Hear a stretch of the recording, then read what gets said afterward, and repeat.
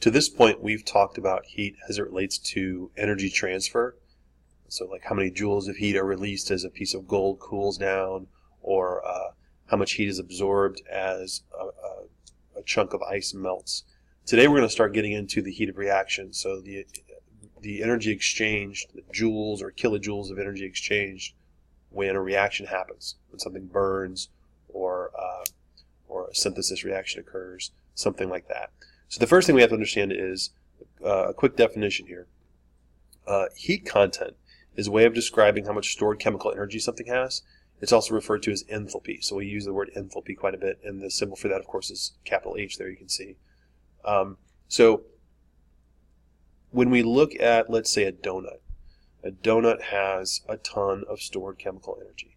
And as you look at that donut, you wouldn't know that if you didn't have any experience with donuts. If you were from outer space, a donut and a carrot, if someone told you they were both food, you wouldn't know which one has more calories because you don't know how much energy are stored in those substances until essentially you react them. And in the case of food, you basically would have to burn them to see which one gives off more heat. Or feed them to somebody. You get more, that person will absorb more calories from the donut because it has more heat content, it has more enthalpy, stored chemical energy.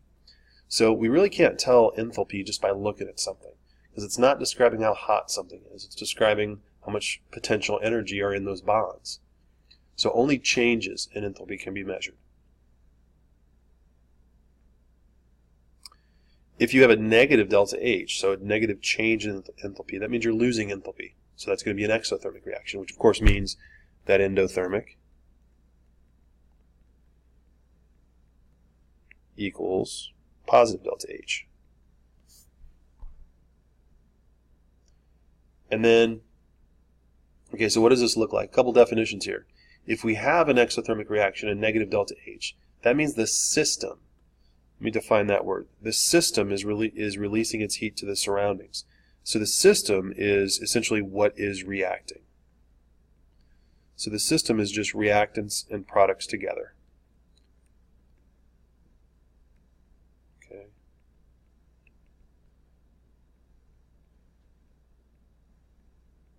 The stuff that you find in the balanced equation. So in this case it might be, I don't know what we have a picture of there, maybe it's some magnesium burning inside of a beaker, magnesium and oxygen forming magnesium oxide. That's your system. And the surroundings would just be the air and the beaker and the table and everything that is not a part of that balanced equation.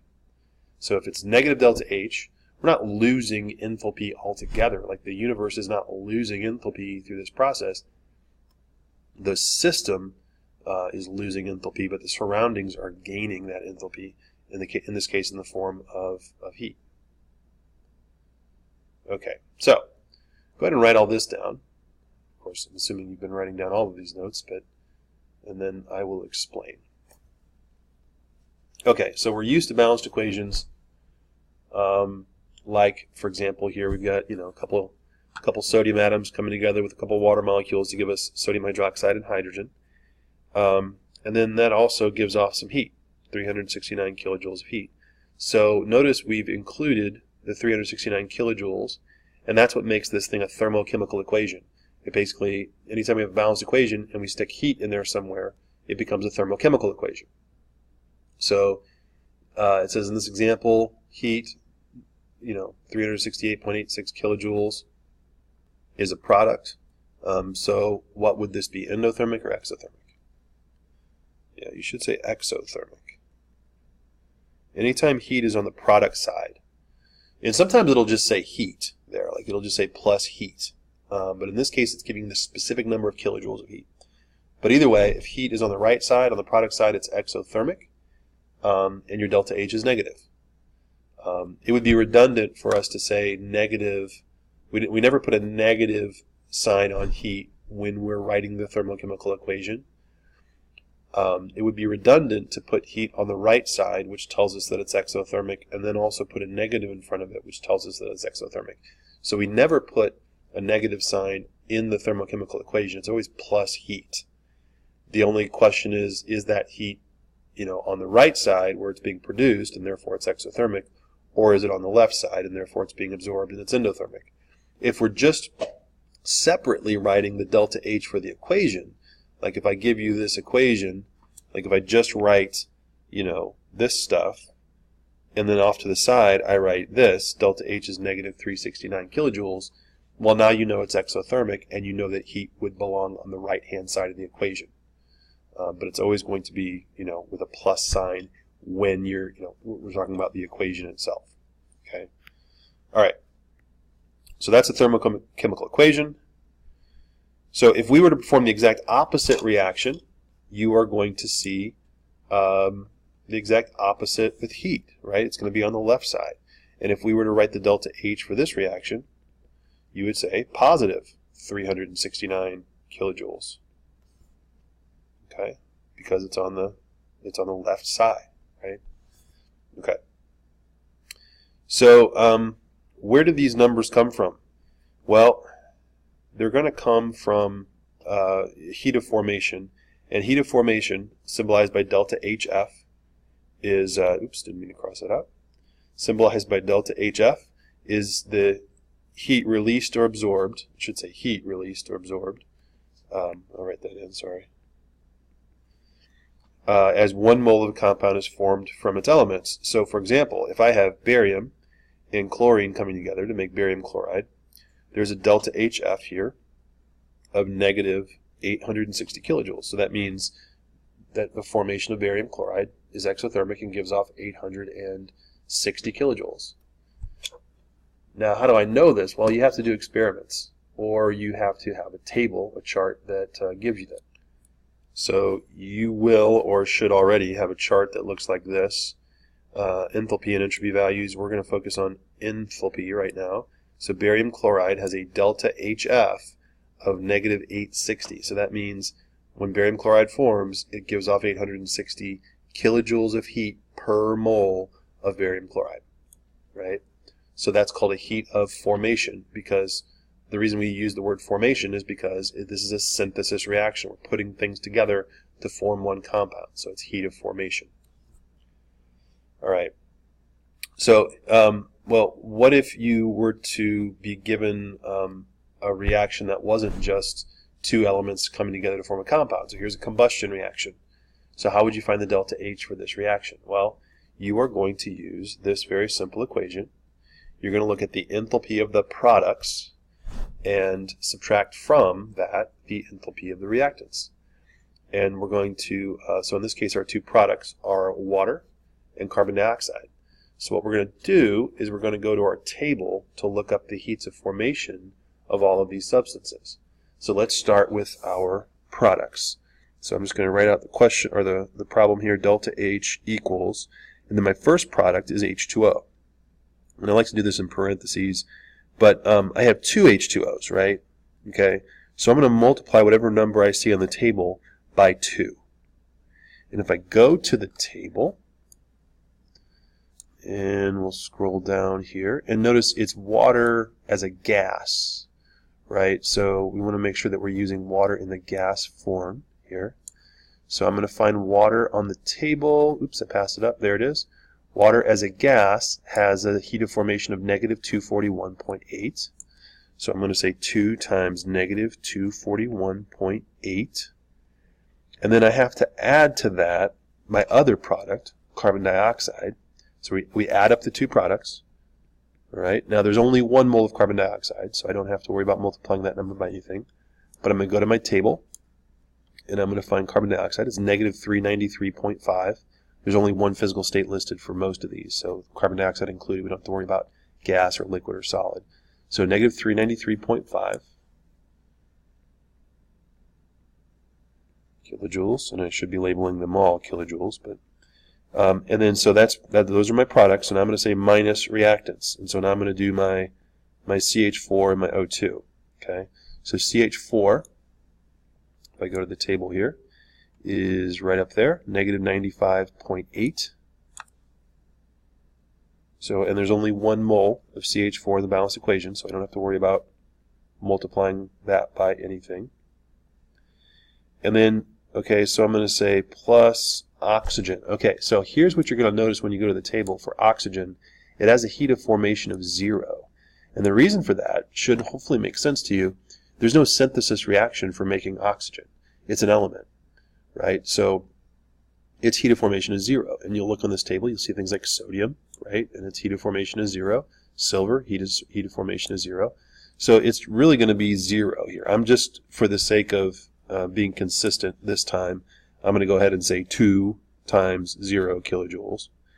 But that's essentially what we're doing. Okay, so go ahead and do the math there and see what we get for this reaction. Okay, so I got, for delta H here,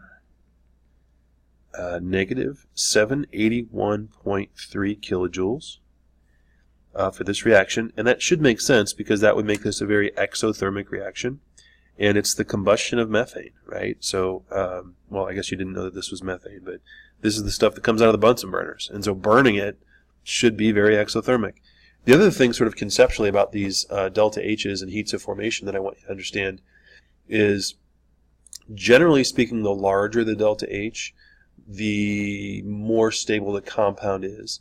And that's because it's given off a lot of energy as it forms. So it's no longer has a lot of energy to give. So we can say that it's fairly stable.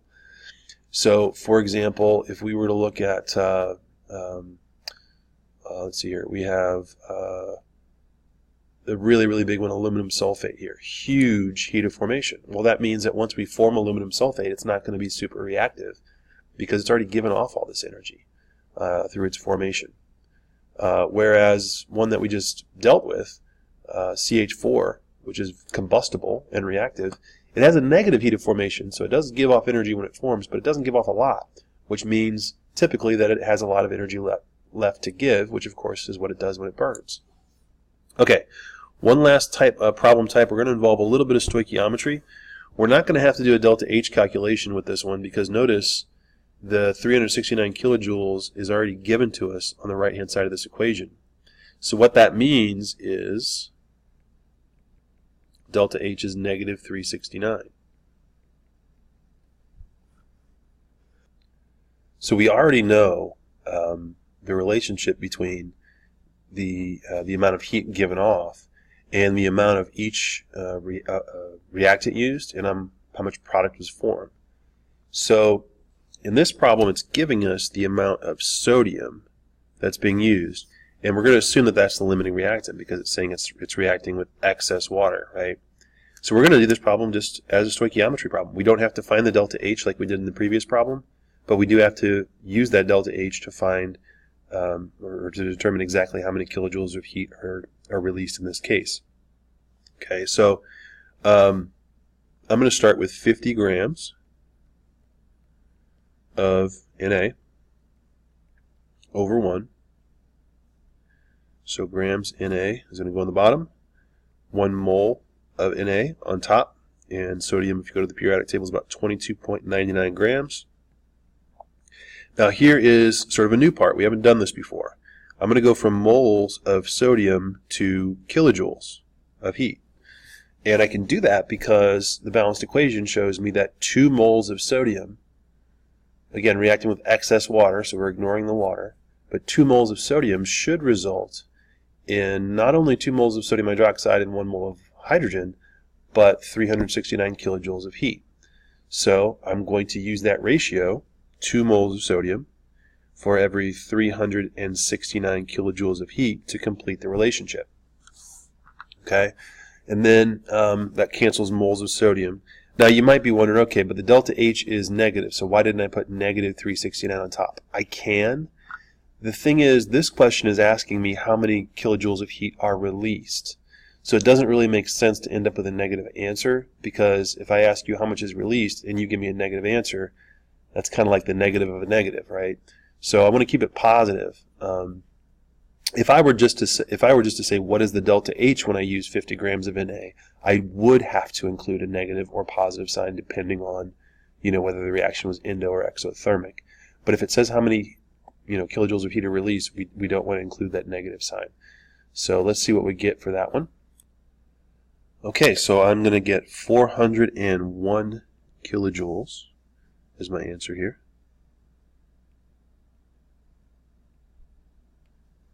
And there we are.